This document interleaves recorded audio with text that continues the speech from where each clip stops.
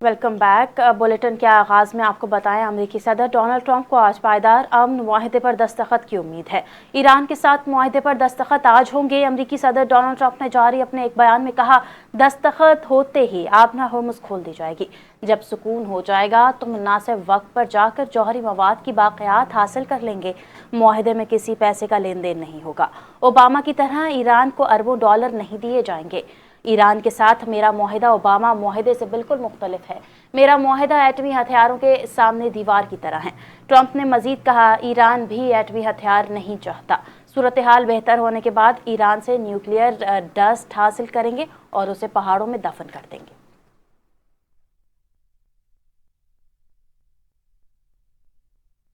ईरानी फौज ने अमेरिकी सदर डोनाल्ड ट्रंप का आज डील पर दस्तखत होने का दावा मुस्तरद कर दिया। कहा, ईरानी मुज़ाकरातकार आज किसी मुआहदे पर दस्तखत न करने का बता चुके हैं। सदर ट्रंप मुआहदे पर दस्तखत की तकरीब अपनी सालगिरह की वजह से 14 जून को करना चाहते हैं। ट्रंप इस मौके को अलामती अहमियत देकर अपनी ज़ाती तशहीर का प्रोग्राम बना रहे हैं।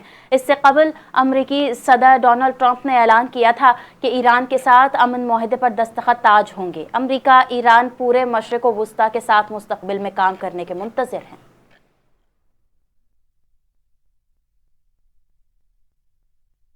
ईरान अपने शहदा के मिशन को जारी रखेगा और अपने मौक़िफ़ से कभी पीछे नहीं हटेगा। ईरानी पार्लियामान के स्पीकर और मुज़ाकराती कमेटी के सरबराह मोहम्मद बाकर कालिबाफ का ऐलान। कहते हैं, जंग के दौरान आम शहरियों और बच्चों को निशाना बनाया गया, जो नाकाबिल कबूल है। ईरान अपने शहदा की कुर्बानियों से हौसला हासिल करते हुए मुल्क की सरबलंदी और हतमी कामयाबी तक अपने मौक़िफ़ पर कायम रहेगा। ईरान कभी अपनी मंजिल या मकसद से पीछे नहीं हटेंगे। ईरान ने हमेशा जंग बंदी और दोबारा जंग जैसे सिलसिले को ख़त्म करने की कोशिश की है और अब मुल्क अपनी हिकमत अमली के तहत सफारतकारी और दिफा दोनों को साथ लेकर चल रहा है।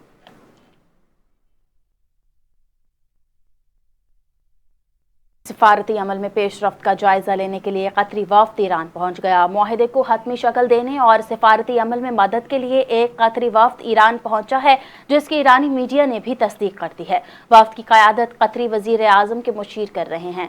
दौरे के दौरान वफ्द ने ईरानी हुक्काम के साथ मुलाकातें और मुशावरत की, जिसमें जारी सिफारती कोशिशों और मुमकिना मुआहदे की ताज़ा तरीन पेशरफ्त पर तबादला ख्याल किया गया।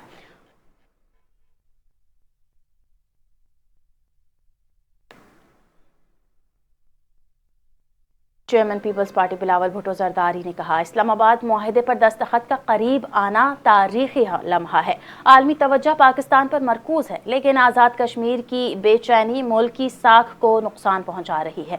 एहतजाजी सूरत हाल दुश्मन अनासिर और भारत इसराइल गठजोड़ को फ़ायदा उठाने का मौका दे रही है। आज़ाद कश्मीर में कानून हाथ में लेने वाले अफराद खुद को हुक्काम के हवाले करें।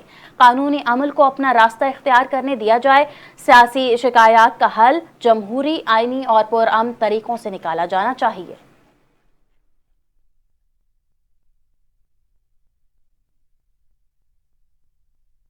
हालिया बजट में हुकूमत ने आवाम को रिलीफ देने के लिए एक अहम इक़दामात किए हैं। तनख्वाहदार तबके को सबसे ज़्यादा सहूलत दी गई है। हुकूमत अपोजिशन को भी बातचीत की पेशकश कर रही है। सियासी इख्तलाफात के बावजूद मुल्क के मफाद में मुज़ाकरात का दरवाज़ा खुला रखा गया। वफाकी वज़ीर इत्तलात अता तारड़ का कौमी असम्बली के इजलास में इजहार ख्याल PTI पर तनकीद के निश्तर चला दिए। कहा, माजी में मुल्क को डिफ़ॉल्ट के खतरात से दो चार किया गया। बाज़ हलकों की जानिब से IMF को खतूत भी लिखे गए। मौजूदा हुकूमत ने मुश्किल मुआशी हालात में इक़्तिदार संभाला और मईशत को इस्तेहकाम की तरफ गामज़न किया। अता तारड़ ने मजीद कहा, मौजूदा हुकूमत की सिफारतकारी को आलमी सतह पर सराहा जा रहा है। हम ऐसी मईशत बनेंगे कि सारी दुनिया देखेगी।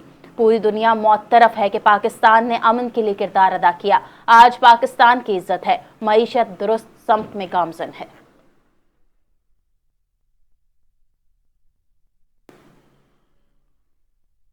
तहरीक इंसाफ ने आज़ाद अदलिया कानून की हुक्मरानी की बात की। IMF के खुद खत लिखे गए और आप वो खत पढ़ कर सकते हैं। तहरीक इंसाफ के रहनुमा असद कैसर का अता तारड़ के सवाल से बोले, خط میں کوئی ایسا لفظ ہے جس میں پاکستان کے نقصان کی بات ہو؟ ہمارے وقت میں اکانومی کیا تھی، آج کیا ہے، اس پر بحث کریں۔ انہوں نے کہا یہ بجٹ حکومت کا نہیں IMF کا بجٹ ہے۔ ملک میں بے روزگاری ہے، اس الیکشن کمیشن کو ایک دن بھی نہیں رہنا چاہیے۔ ٹیکس چوری پر مؤثر اقدام ہونا چاہیے۔ پانی PTI سے جیل مینول کے مطابق ملاقاتیں بند ہیں، علاج نہیں ہو رہا۔ عدالتوں کے دروازے بند ہوں گے تو ایک ہی راستہ ہوتا ہے، وہ سڑکوں پر ہے۔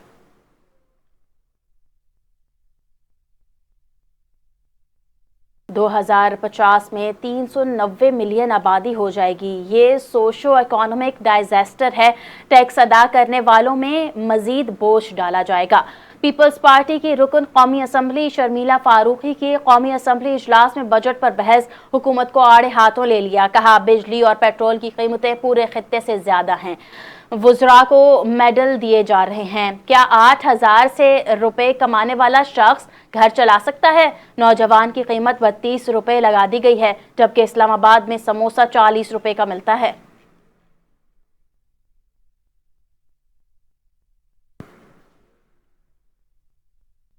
آزاد کشمیر میں کالعدم جوائنٹ ایکشن کمیٹی کی ہڑتال کے باعث پیدا ہونے والی صورتحال پر شہریوں نے شدید رد عمل کا اظہار کرتے ہوئے کہا کہ ہڑتال کی وجہ سے روزمرہ زندگی شدید متاثر ہو رہی ہے۔ غریب اور دہاڑی دار طبقہ سب سے زیادہ مشکلات کا شکار ہے۔ بازاروں کی بندش کے باعث گھروں میں اشیاء خورونوش کی قلت پیدا ہو گئی ہے، جبکہ روزگار رکنے سے چولہے ٹھنڈے پڑ گئے ہیں۔ اسپتال، میڈیکل سٹورز اور تندور بند ہونے سے مریضوں اور عام لوگوں کو شدید پریشانی کا سامنا ہے۔ مقامی افراد نے موقف اختیار کیا کہ احتجاج نے عوامی مسائل کم کرنے کے بجائے مزید بڑھا دیے ہیں، اور آزاد کشمیر کے شہری مزید کسی بھی ہڑتال یا بحران کے لیے تیار نہیں ہیں۔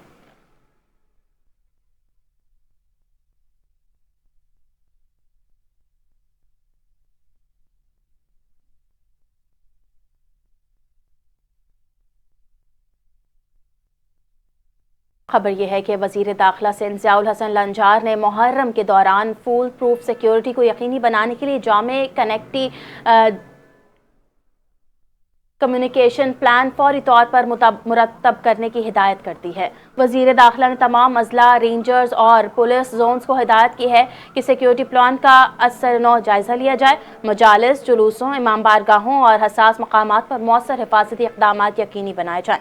انہوں نے واضح کیا کہ عوام کے جان و مال کے تحفظ پر کوئی سمجھوتہ نہیں کیا جائے گا۔ کالعدم تنظیموں، شر پسند عناصر اور مشتبہ افراد کی کڑی نگرانی کی جائے گی، جبکہ 4تھ شیڈول میں شامل افراد کے خلاف سخت اقدامات کیے جائیں گے۔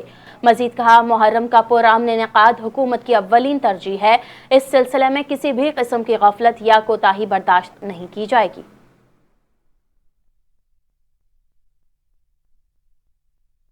اسلام آباد میں ڈی جی ایکسائز کی زیر صدارت محکمہ ایکسائز کی کارکردگی سے متعلق اہم جائزہ اجلاس منعقد ہوا، جس میں ڈائریکٹر ایکسائز سمیت تمام متعلقہ افسران نے شرکت کی۔ اجلاس میں محکمہ ایکسائز کی گزشتہ 7 روزہ کارکردگی کا تفصیلی جائزہ لیا گیا۔ افسران نے گاڑیوں کی اونرشپ ٹرانسفر کے موجودہ میکانزم اور ملکیت کی منتقلی کے عمل سے متعلق جامع بریفنگ دی۔ گاڑیوں کی منتقلی کے لیے ETV ویب پورٹل کی کارکردگی کا بھی جائزہ لیا گیا، جبکہ صوبے بھر میں رجسٹرڈ گاڑیوں اور ٹوکن ٹیکس کی ادائیگی کی صورتحال پر غور کیا گیا۔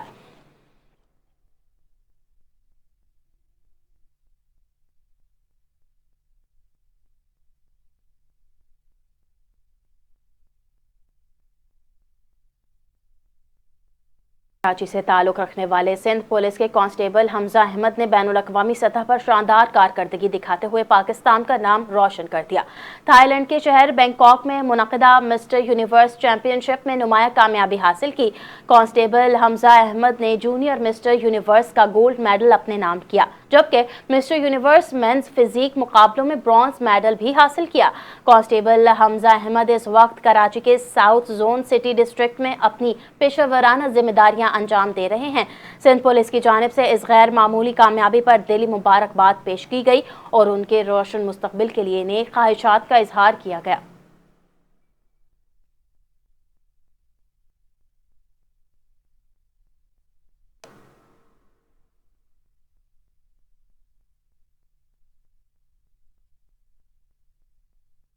3 روزہ شندور پولو فیسٹیول رنگا رنگ تقریبات کے ساتھ کامیابی سے اختتام پذیر ہو گیا۔ فیسٹیول کا انعقاد پاک فوج، حکومت خیبر پختونخوا اور حکومت گلگت بلتستان کے باہمی تعاون سے کیا گیا۔ ملک بھر سے سیاحوں اور شائقین کھیل نے بڑی تعداد میں شرکت کی۔ فیسٹیول کے آخری روز روایتی حریف چترال اور گلگت بلتستان کی ٹیموں کے درمیان سنسنی خیز فائنل پولو میچ کھیلا گیا۔ گلگت بلتستان کی ٹیم نے شاندار کھیل کا مظاہرہ کرتے ہوئے چترال کو شکست دے کر 13 برس بعد شندور پولو کا روایتی ٹائٹل اپنے نام کر لیا۔ اختتامی تقریب میں کور کمانڈر پشاور نے بطور مہمان خصوصی شرکت کی اور فیسٹیول کو قومی یکجہتی، ثقافتی ہم آہنگی اور علاقائی بھائی چارے کی بہترین مثال قائم کر دیا۔